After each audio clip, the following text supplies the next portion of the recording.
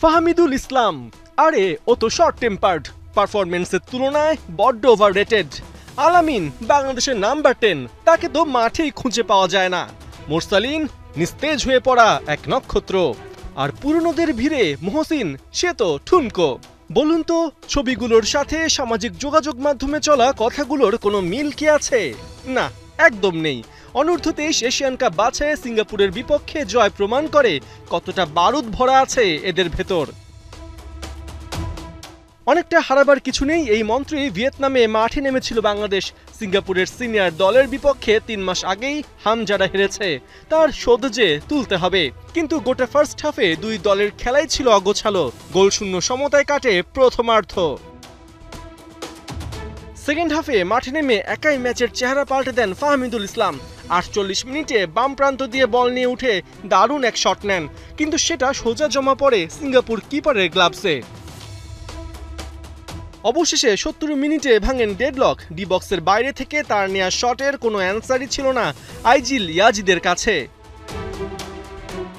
2 minute বাদে ব্যবধান দ্বিগুণ করেন আলামিন, ডান প্রান্ত দিয়ে ডি বক্সে ঢুকে বিট করেন সিঙ্গাপুর কিপারকে। 80 মিনিটে দৃশ্যপটে আসেন মহসিন আহমেদ, বলা চলে গোলকিপারের সাথে 1-1 পজিশন থেকে আদায় করে নেন বাংলাদেশের থার্ড গোল। এখানেই শেষ না, বাংলাদেশের ক্যাপ্টেনের কাজ যে তখনও বাকি। 82 মিনিটে সেই পার্টিতে যোগ দেন মোরসালিন, সিঙ্গাপুরের ডিফেন্স লাইন ভেঙে করেন দারুণ এক গোল।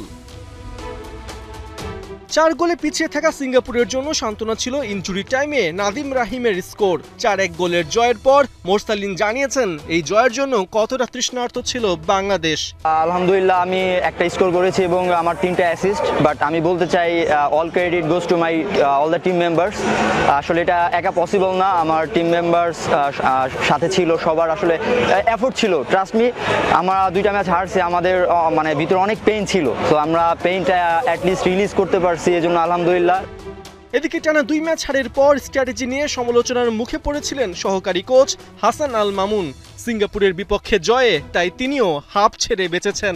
এই টুর্নামেন্ট আমাদের জন্য প্রোগ্রেশন ছিল, ক্রমশ দলটা নিজেদেরকে গুছিয়ে নিয়েছি আমরা, এটা স্পষ্ট যে ভিয়েতনাম স্ট্রং সাইড ছিল, দেন ইয়েমেনের সাথে আমাদের জিতাটা প্রাপ্য ছিল, বাট আমরা আনফর্চুনেটলি আমরা জিততে পারিনি। বাট আজকের ম্যাচে দেখা গিয়েছে যে পুরো ম্যাচে যেটা আমরা সাফার করেছিলাম যে সাবস্টিটিউট ইম্প্যাক্ট রাখতে পারিনি, বাট আজকে সেটা হয়েছে।